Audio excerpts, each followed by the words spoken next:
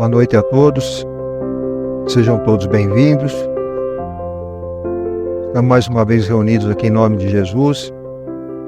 Pedimos a Ele que abençoe a todos nós, E hoje nós trouxemos um tema interessante para conversar. Tem muita coisa para falar disso, mas o tempo não permite. Vamos falar o máximo possível em pouco tempo, né? Bom, vamos lá. Como eu falei, é um tema muito interessante. Tem bastante coisa para se falar. O livro é interessantíssimo. Quem puder ler, por favor, leiam, que é muito interessante. Só que eu não vou falar do livro todo. Eu vou falar de uma parte do livro só. Até uma parte em que foi descoberto o Brasil. Basicamente é isso aí que eu vou falar. E um pouquinho depois, né? Pouca coisa só. Mas o livro ele vai falar até a proclamação da República, a fundação da Federação Espírita Brasileira, do Espiritismo no Brasil, e ele vai até esse ponto aí. E às vezes a gente fala sobre isso, não só os espíritas, né? Também os espíritas, muitos deles não acreditam, mas coração do mundo e pátria do Evangelho, que a situação que o Brasil tem, como pátria do Evangelho, né? É muita pobreza, é muita dificuldade, tem muita coisa assim. Então muitos até não acreditam e, vamos dizer, desdenham dessa frase, né, do livro e da história do livro. Mas nós vamos descobrir aqui em conjunto, ver se realmente é o coração do mundo e a pátria do Evangelho, tá bom? Então vamos lá. Bom, o senhor desejou realizar uma de suas visitas periódicas à Terra, a fim de observar os progressos de sua doutrina e de seus exemplos no coração dos homens. Isso foi em torno de 1375 a 1390, mais ou menos, por aí. E aqui presta atenção, ele fala observar os progressos da sua doutrina e de seus exemplos no coração dos homens. Não é em nenhuma igreja, não, é no coração dos homens. O que a gente está fazendo com a doutrina dele? Eliu, meu coração se enche de profunda amargura, vendo a incompreensão dos homens no que se refere às lições do meu evangelho. Então ele viu que a coisa não andava bem. Quem é o Eliu? Só para a gente ilustrar. Eliu é um sotaque árabe, se fala, mas em hebraico é Hillel. Hillel foi um dos grandes mestres do judaísmo. Ele Shammai, né? Um pouquinho antes de Jesus. Avô de Gamaliel, que era do Sinédrio, e Gamaliel foi o grande mestre do apóstolo Paulo. Então Hillel era um mestre do judaísmo. Só que o autor, tem uma mensagem no livro que o autor preferiu falar da forma árabe, que é o Eliu, né? E Eliu era um dos grandes ministros de Jesus na parte socióloga. Isso está mencionado no livro. Então toda a parte socióloga era o Eliu que cuidava. Então ele falou com o Eliu, né? Que estava decepcionado com o que estava acontecendo na Terra. Foi na Europa, lá naquela época lá, né? Aí o Eliu fala para ele assim: Senhor, visitemos os continentes ignorados, onde espíritos jovens e simples aguardam a semente de uma vida nova. Nessas terras, para além dos grandes oceanos, poderias instalar o pensamento cristão dentro das doutrinas do amor e da liberdade. O que ele estava falando? Tipo assim, vamos abandonar a Europa, então? Porque ele tenta convencer Jesus que a coisa estava boa, os homens estavam fazendo intercâmbio e tal, né? Mas não estava legal. Então ele falou para Jesus, vamos ver as terras novas, que era aqui a América, nessa parte toda. Aí Jesus e toda a caravana de espíritos vieram para cá, para a América. Mas onde eles foram primeiro? Lá no norte, Estados Unidos, Canadá, foram lá primeiro. Aí ele lá viu toda a floresta, né, tudo como estava lá, ficou satisfeito e perguntou para Eliu, onde fica nessas terras novas o recanto planetário do qual se enxerga do infinito o símbolo da redenção humana? Aí ele fala, as maravilhas daquela terra nova que seria mais tarde o Brasil desenhou-se no firmamento formado de estrelas rutilantes. Então, eles dos Estados Unidos, vamos dizer ali daquela região, Canadá, Estados Unidos, vieram, toda a caravana dos espíritos vieram aqui para o Brasil. E o que ele fala da redenção humana é isso aqui, ó. Cruzeiro do Sul, com suas estrelas, né? Rúbia, Delta, Alfa, Beta, e tem essa Epsilon, né? Que é essa pequenininha aqui no meio, a intrometida que eles chamam, né? Então, do Brasil se dava para ver, né, o Cruzeiro do Sul, que era o símbolo da redenção humana. O que Jesus fala, então? De mãos erguidas ao alto, como se invocasse a bênção do Pai, ele fala assim, para esta terra maravilhosa e bendita, será transplantada a árvore do meu evangelho de piedade e de amor. No seu solo dadivoso e fertilíssimo, todos os povos da terra aprenderão a lei da fraternidade universal. E ele fala com Eliu, Eliu, te corporificarás na terra, no seio do povo mais pobre e mais trabalhador do ocidente. Instituirás um volteiro de coragem para que sejam transpostas as imensidades desses oceanos perigosos e solitários. Então aqui ele fala para o Eliu reencarnar. O seio do povo mais pobre quem era? Era Portugal, né? Então ele teria que reencarnar em Portugal e desenvolver uma forma, ou a navegação, para poder o pessoal atravessar os mares, porque na época não dava, né? Lembra que eu falei? 1390, 1380, então não tinha condição. E ele fala aqui que será transplantada a árvore do meu evangelho. E eu vou mostrar para vocês, vou comentar, não dá para mostrar, mas para comentar, que não foi só a árvore do evangelho que ele trouxe, não. Muitos judeus, muitos descendentes de judeus vieram para colonizar o Brasil, né? A gente vai ver daqui a pouco. Aí ele fala assim, aqui, Eliu, sob a luz misericordiosa das estrelas da cruz, ficará localizado o coração do mundo. E Eliu vem aqui então em 1394 como o infante Dom Henrique, filho de Dom João I lá de Portugal. Ele vem de 1394 a 1460. Então, atentem que quando o Brasil foi descoberto, Dom Henrique já não estava mais aqui na Terra, né? Aí o que ele fez? Ele criou lá a Escola de Sagres em Portugal, e lá ele reuniu uma série de pessoas que era para estudar toda a navegação marítima, desenvolveram instrumentos de navegação, uma série de coisas, tudo envolvido a navegação marítima, né? Desenvolviam equipamentos para as caravelas, para as naus na época, né? Então eles ficaram assim mestres no assunto de navegação, tanto é que Portugal virou uma potência em navegação marítima, né? Bom, ele desencarnou em 1460, em 9 de março de 1500, a esquadra de Pedro Álvares Cabral, né, 13 caravelas dessas, saiu em destino às Índias, né, para pegar as especiarias. Tinha sido recém-descoberto um novo caminho para as Índias, eles estavam indo para as Índias, nada de Brasil. Aí o que acontece? No Oceano Largo, o capitão Mor, que era o Pedro Álvares Cabral, né, considera a possibilidade de levar a sua bandeira à terra desconhecida no hemisfério sul. Porque eles já tinham uma noção, aí acharam uns documentos lá, que eles já tinham uma noção que existia alguma coisa do lado de cá do oceano, né? Então eles tinham uma noção, assim, vaga noção. Então Pedro Álvares Cabral, ele teve, no livro fala que ele teve uma série de sonhos, pesadelos, né, durante a navegação, e que foi, como é que fala, a espiritualidade, vamos dizer assim, sensivelmente foi desviando as caravelas para o Brasil, né? O Henrique de Sagres, já espírito aí, né, que era o Eliu, aproveita essa maravilhosa possibilidade. E aproveitam-se todos os ascendentes mediúnicos. Muitos das pessoas que estavam nessas naus eram médiuns, né? Então aproveitou todo esse ascendente mediúnico para dar intuições, aquelas coisas todas, né? Bom, por fim, então, as naus se desviaram e vieram parar no Brasil. Os naturais os recebem como irmãos muito amados, celebraram na praia o primeiro banquete de fraternidade na terra de Veracruz. Antes de seguir, então, eu falei que os judeus, ou vamos falar os descendentes de judeus, melhor assim, ajudaram a colonizar muito o Brasil, mas muito mesmo. Existe depois um trabalho na internet, vocês vão conseguir descobrir, chama-se Os Cristãos Novos. Cristãos Novos. O que aconteceu? Na Espanha teve a Inquisição. Aí o rei da Espanha expulsou todos os judeus de lá e eles foram para Portugal. Lá em Portugal, depois chegou uma determinada época, né, que era o rei Fernando Aragão e Isabel de Costela. Ele tinha uma filha, e o rei Dom Manuel, Portugal, quis casar com a filha dele lá. Só que em Portugal não tinha Inquisição. Aí o rei lá exigiu que o Dom Manuel implantasse a Inquisição em Portugal também. Aí começou a ter as perseguições aos judeus, né? Bom, aí por fim resolveram fazer um esquema lá, que eles tinham que se converter ao cristianismo ou ir embora de Portugal. Aí eles viram que tinha muito menos gente que estava indo embora, então estavam ficando lá. Aliás, não estavam se convertendo. E aí ele resolveu bloquear toda a saída, né? E pegamos as crianças menos de 14 anos, distribuiu para outras famílias, tudo para aprender o cristianismo, na verdade, né? Bom, e como eu falei, muitos deles trabalhavam nessa questão de navegação.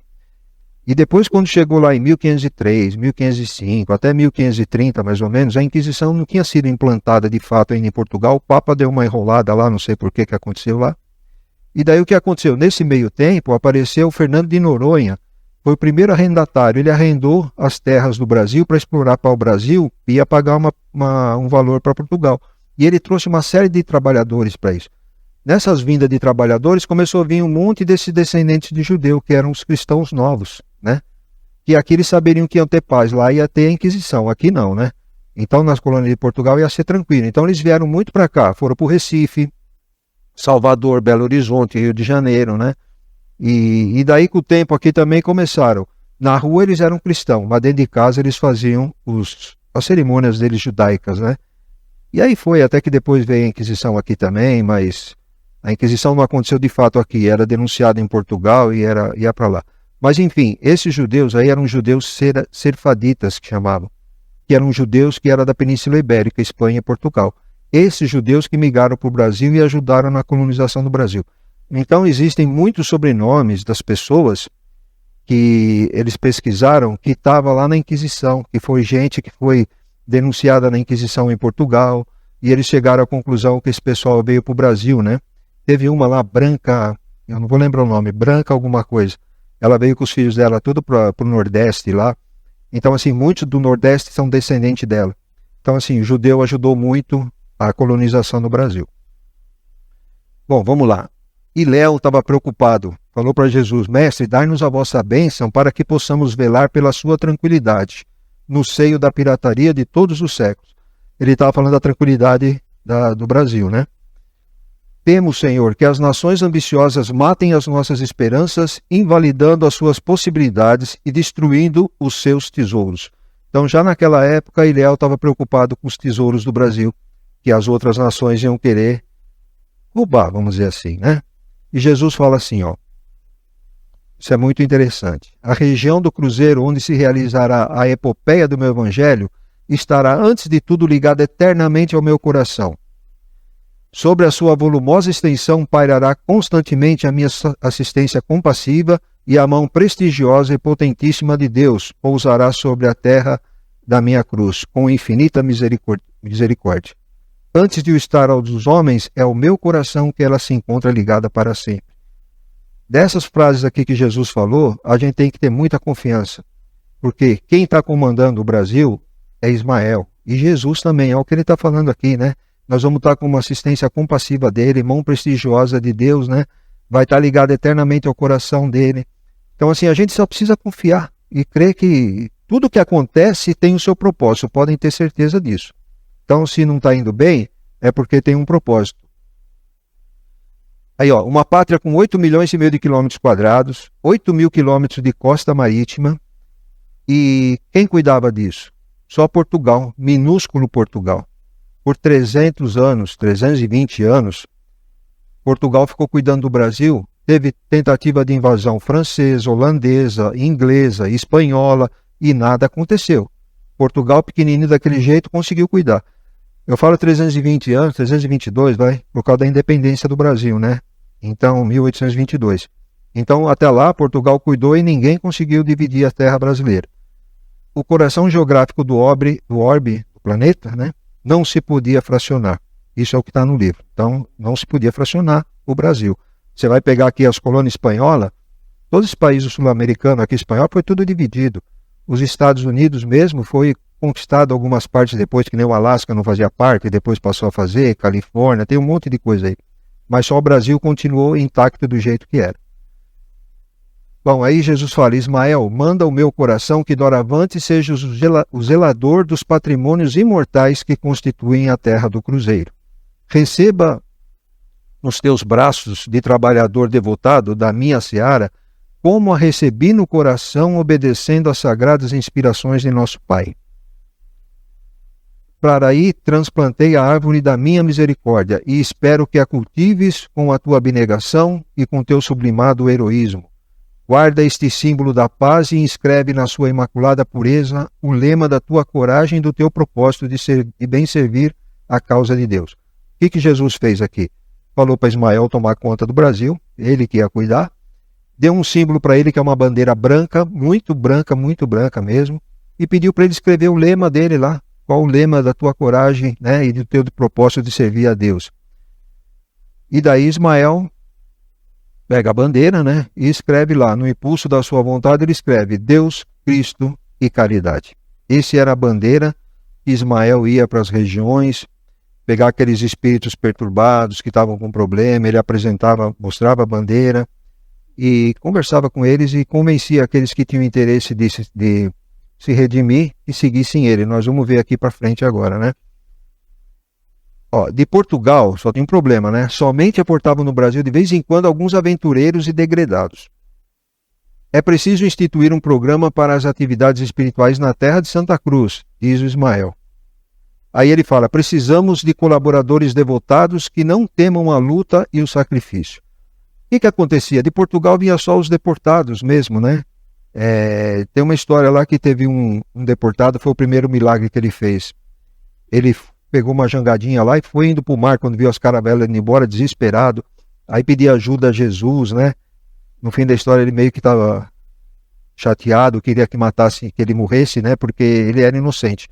E daí ele sentiu um negócio muito forte no coração, uma vontade assim muito grande, e de repente a jangada dele voltou para a terra firme, né? E ficou lá. Foi o primeiro milagre de Ismael, eles falam. Aí, quase todos os espíritos santificados que faziam parte lá da turma lá do Ismael, né? Que cuidava do Brasil, se oferecem como voluntários da grande causa. E quem foram os primeiros voluntários, grandes missionários? Está aí, Padre Manuel da Nóbrega, que a gente sabe que foi Emmanuel, Padre José de Anchieta, que foi o Chico também, que falam que foi o Chico, e o Frei Fabiano de Cristo. O Frei Fabiano de Cristo, acho que não vai dar tempo, mas muito rapidamente, era português, veio de Portugal para o Brasil, porque ele descobriu lá a febre do ouro que estava acontecendo. Ele trabalhava numa empresa para mandar coisas para o Brasil, para as colônias de Portugal, e descobriu o Brasil, né, dos minérios, do ouro e tal, e resolveu vir para o Brasil. Ele e 2 amigos ficaram sócios, acabou ficando rico. E daí ele estava incomodado, que era muita pobreza, ele não concordava muito com aquilo, ele ajudava o que dava. E um dia, de repente, conheceu 2 monges lá num convento, lá no Rio de Janeiro, e falou que queria ser monge. E entrou, de fato, para o convento, e depois de 1 ano, ele já tinha se formado frei, né? Mudou o nome para Fabiano de Cristo, que não era esse o nome dele.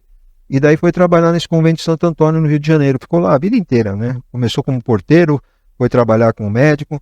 3 dias antes dele morrer, ele preveu a morte dele, se despediu do chefe lá do convento, quis ficar com o pessoal que estava internado na enfermaria, que era onde ele cuidava, né? E um dia antes ele abraçou todo mundo, se despediu de todo mundo e desencarnou. Esse Fabiano de Cristo. E nós vimos, né, na semana passada eu trouxe aqui a casa transitória de Fabiano de Cristo, lá no umbral, né, que recolhe os espíritos. O encontro de Ismael com Jesus, com traços de angelical amargura. Aqui Ismael estava chorando nesse momento. Ele exclama para Jesus assim, sinto dificuldades de fazer prevaleçam os vossos desígnios nos territórios onde pairam as vossas bênçãos dulcificantes. Os donatários dos imensos latifúndios de Santa Cruz fizeram-se à vela, escravizando os negros indefesos de Luanda, da Guiné e de Angola. Então ele estava desesperado, porque Jesus, quando foi criar a terra onde ele ia transplantar o evangelho dele, que era o Brasil, ele falou que ia participar o humilde da região, que eram os índios, povo pobre lá, que era de Portugal. Então, e os negros iam participar, mas de uma outra forma, não dessa forma como escravizada, né? Vieram todos escravizados. Então não era essa a ideia. E o Ismael estava desesperado com isso e chorando. Jesus fala, Ismael, acerena teu mundo íntimo. Não podemos esquecer que existe o Instituto Imortal da Justiça Divina, onde cada qual receberá de conformidade com os seus atos. Aqui a gente colhe aquilo que planta, né? É isso que Jesus estava falando para Ismael. Calma, eles vão colher tudo isso que eles estão plantando. E ele fala lá que eles iam voltar como escravos também, né? Mas enfim, então ele fala para se acalmar porque eles iam responder por isso depois. Contudo, através dessas linhas tortuosas impostas pela vontade livre das criaturas humanas, operarei com a minha misericórdia, amenizando tão dolorosas crueldades. Ele ia poder amenizar o sofrimento dos escravos, mas ele não podia intervir no livre-arbítrio do homem, né? Então ele não tinha como intervir. Então, é livre-arbítrio nosso, a gente faz, mas a gente responde. E é o que ia acontecer com esse povo aí. Aí o que ele fala para Ismael? Agora o negócio fica mais complicado, né? Ele fala assim, abriga aí no país do Evangelho todos os infortunados e todos os infelizes. No meu coração ecoam as súplicas dolorosas dos seres sofredores, agrupados nas regiões inferiores dos espaços próximos da Terra.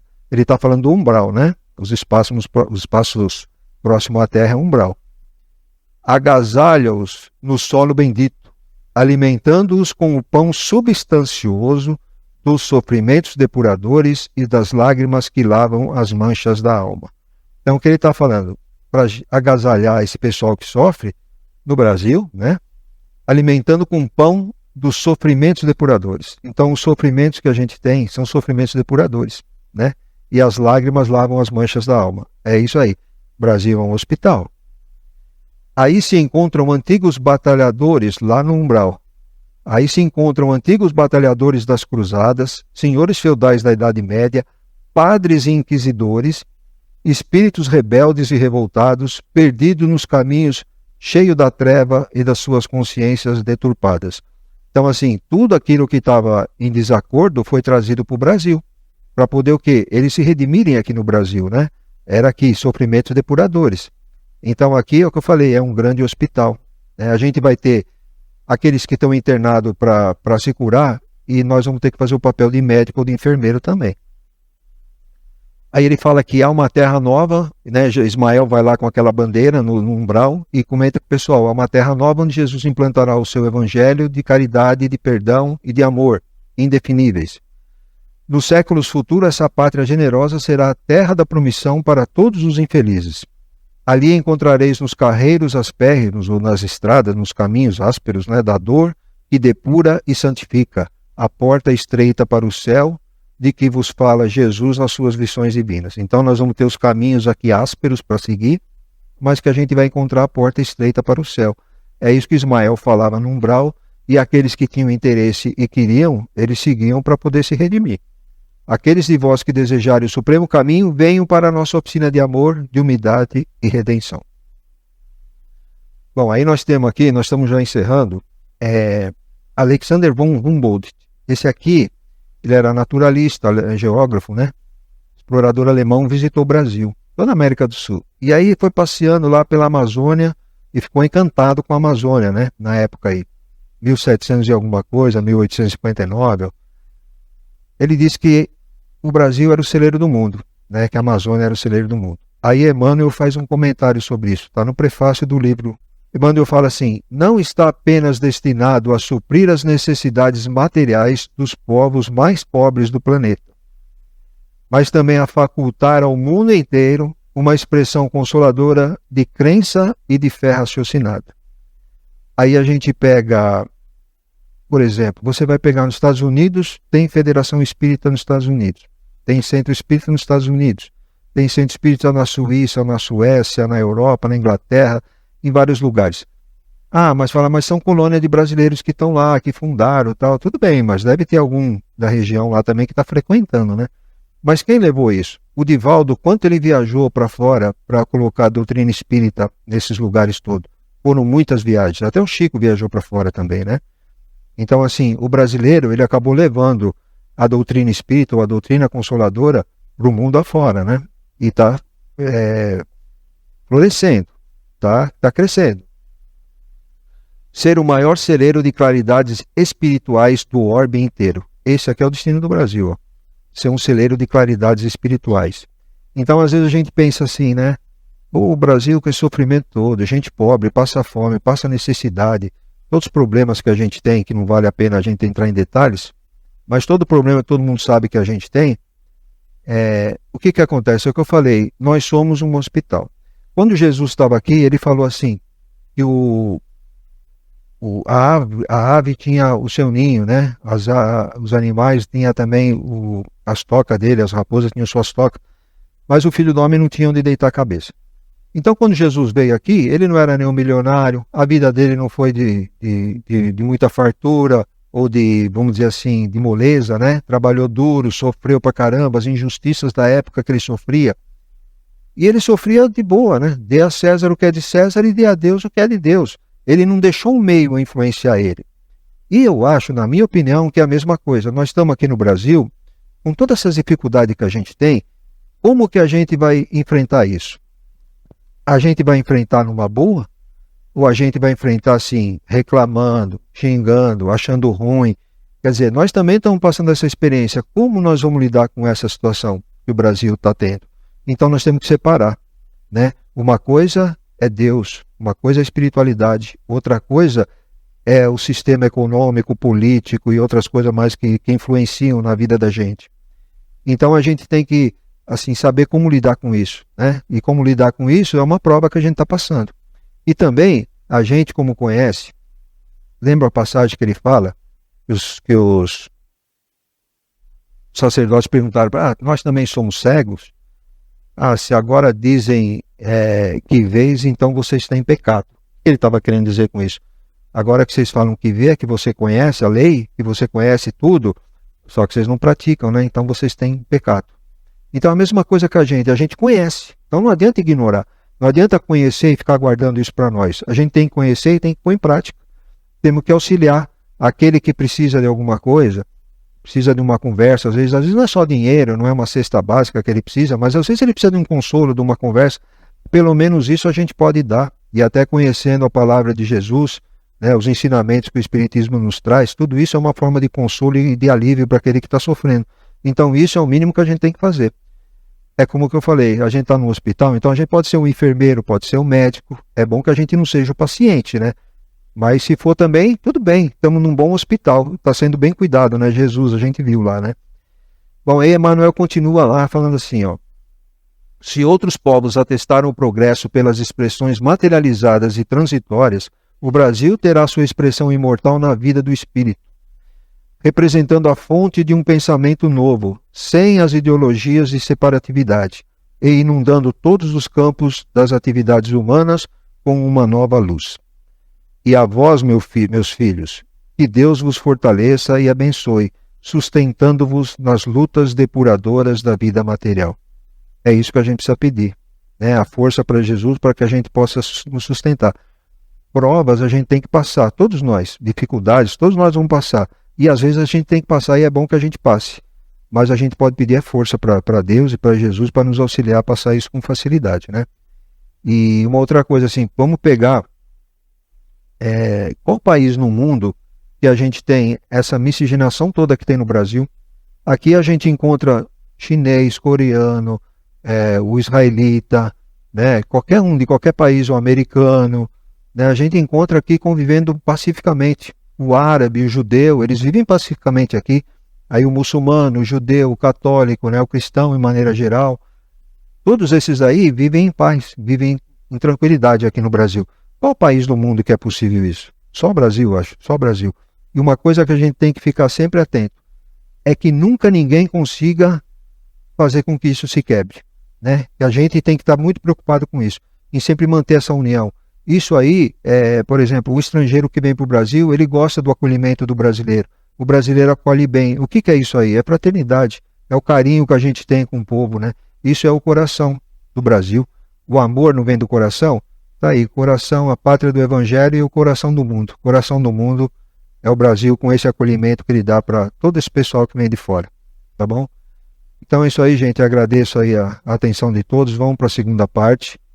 A gente, como sempre, pede para que vocês fiquem em oração para esses irmãos que vão ser recebidos na mesa, para que eles possam, né, confortar o coração deles, achar o caminho de luz deles, tá bem? E que possam ter uma vida, sequência da vida deles de forma melhor do que está sendo. Obrigado.